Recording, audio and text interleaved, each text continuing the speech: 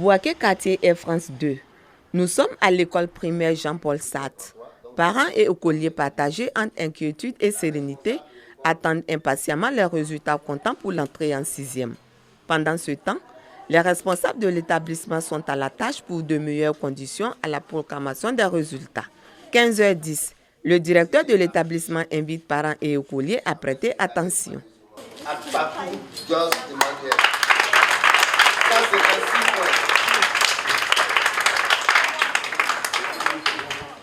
Dans cette école primaire, sur 33 candidats, 32 sont admis, à la grande joie des apprenants et des parents. Je suis très heureux d'être admis en classe de 6e. Pour mes camarades qui n'ont pas eu l'examen, je vous souhaite une très bonne chance l'année prochaine. Un sentiment de joie et de fierté de voir son enfant réaliser un rêve quand même. Parce que tout parent voudrait que quand son enfant est scolarisé, il puisse produire des résultats probants, des résultats satisfaisants. Au groupe scolaire Bassa, sur un total de 222 écoliers, on enregistre 199 admis. Pour les responsables du COGES et écoliers, c'est une grande satisfaction. Je suis vraiment content parce que j'ai eu mon entrée en 6e et mes points sont montés. J'ai eu 140 au total. Je suis très satisfait des résultats. Pour ceux qui ne sont pas admis, je leur souhaite bonne chance parce que l'année prochaine, ils vont doubler d'efforts. Les candidats aux tests d'entrée en classe de 6e ont été évalués à partir des notes de contrôle continu et des 2 examens blancs. L'admission en 6e se fait sur la base de l'obtention des 85 points sur 170, conformément à la mesure de suppression du concours d'entrée en 6e en vigueur depuis 2013.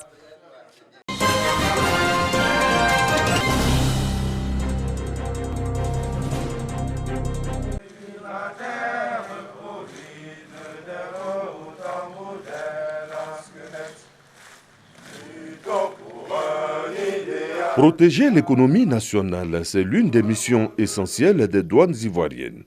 Pour y parvenir, les soldats de l'économie se mettent à l'école des forces armées de Côte d'Ivoire. Pour acquérir les fondamentaux militaires, les élèves officiers et sous-officiers de douane ont entamé depuis le 19 février dernier leur formation commune de base à l'École nationale des sous-officiers d'active NSOA de Bouaké. Dans cette formation, nous apprenons le savoir-faire et le savoir-être aux élèves pour pouvoir servir en tout temps, en tout lieu, dans leurs différentes missions régaliennes qu'ils auront fait sur le terrain. Au menu de la formation, activité physique intense, parcours de combattants, ordre serré, instruction militaire, technique d'intervention opérationnelle rapprochée. La formation a été possible grâce au partenariat entre les forces armées et les douanes ivoiriennes. Nous avons toujours bénéficié effectivement de l'apport des forces armées dans la formation militaire de nos éléments. Quand nous sortons d'ici, nos éléments nous donnent entière satisfaction au niveau de l'administration des douanes. Ceci, c'est dans le cadre du partenariat entre les douanes ivoiriennes et les forces armées de Côte d'Ivoire. Notre rôle, c'est de contribuer à la formation des hommes, surtout la formation, le côté militaire qu'on appelle la formation commune de base. Et nous restons toujours dans le respect des gestes barrières, pour avoir une très belle cérémonie. Au nombre de 275 stagiaires, cette promotion recevra un nom de baptême et se verra remettre les insignes par catégorie de grade.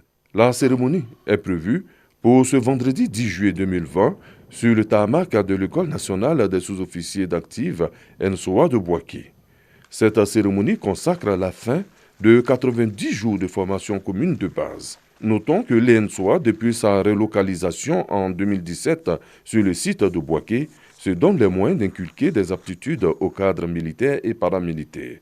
Avec ce background, l'École nationale des sous-officiers d'active est en passe de devenir une école militaire d'excellence.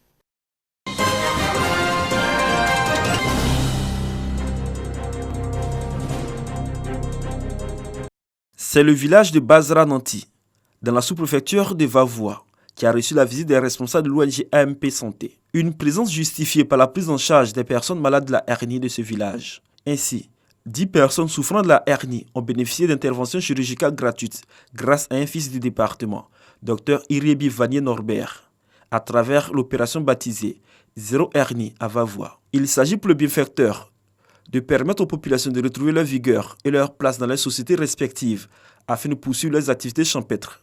Je suis médecin et donc il était question en tant que membre d'une communauté de faire profiter ma profession à mes parents. Et donc c'est pour ça que je suis venu les aider pour cette intervention. L'intervention est de haute qualité et ils pourront retrouver leur capacité physique pour pouvoir faire les plantations. Pour certains malades, c'est depuis 1993 qu'ils souffrent de cette maladie. Une maladie qui a réduit leur capacité physique. Depuis 1993, il y a eu maux de ventre. Jusqu'en 2002, ça a descendu. Les parents ont donné des médicaments transitionnels, c'est remonté. Mais toujours jusqu'à présent, le maux de ventre et puis mes reins, ça me fait toujours mal. Selon Dr Vanier Binorbert, l'opération Zéro Hernie à Vavois va se poursuivre dans plusieurs villages du département pour permettre aux malades de retrouver la santé afin de participer au développement de leur département.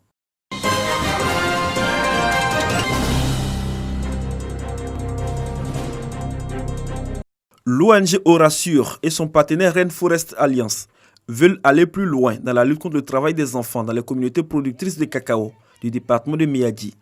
Ils viennent de mettre en place un réseau de comités de protection de l'enfant pour une plus grande efficacité d'action sur le terrain dans la quête d'un mieux-être des enfants. Pour Charles Kwasi Kobena, chef de projet à l'ONG Orassure, la mise en place de ce réseau de comités de protection de l'enfant rentre dans le cadre du projet vers un cacao durable, respectueux des droits de l'enfant à Méadi. Les comités isolés n'ont pas la force de réaliser un certain nombre de plaidoyers.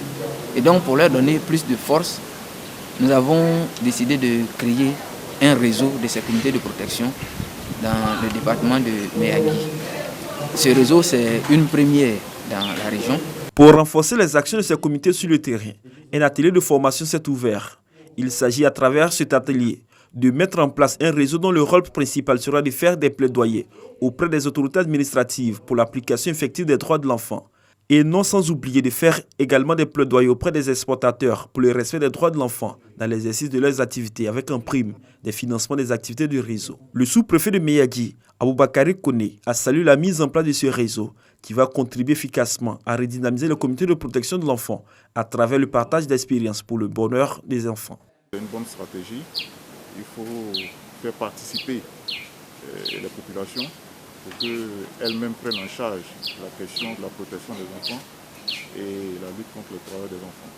Donc la mise en place d'un réseau contribuera, d'un point de vue, à rendre ces CPE beaucoup plus efficaces. Durant 2 jours, les participants ont planché sur la stratégie commune de mise en place des comités de protection de l'enfant, la stratégie de suivi de ces comités de chaque ONG, ainsi que la stratégie de pérennisation du réseau nouvellement créé.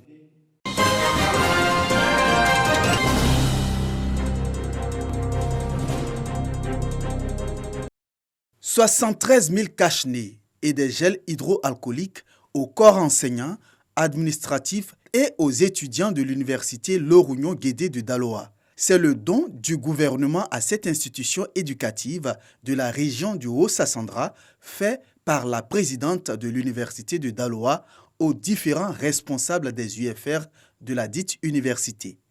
Objectif, empêcher que la COVID-19 passe par le corps enseignant, administratif ainsi que les étudiants en cette période de crise sanitaire. Le message que je lance, ce sont les messages de respect aux mesures sanitaires qui sont édictées par le gouvernement. Dans les amphithéâtres, nous essayons d'en tenir compte. On ne les reçoit dans les amphis que lorsqu'ils portent le masque. Et là, chaque enseignant qui reçoit une classe est responsable de sa classe et doit tout faire pour que les étudiants portent le masque avant de rentrer dans la classe. D'autres dons avaient été faits à cette université avant le lot venu de la nouvelle pharmacie de la santé publique de Côte d'Ivoire, objet de cette cérémonie.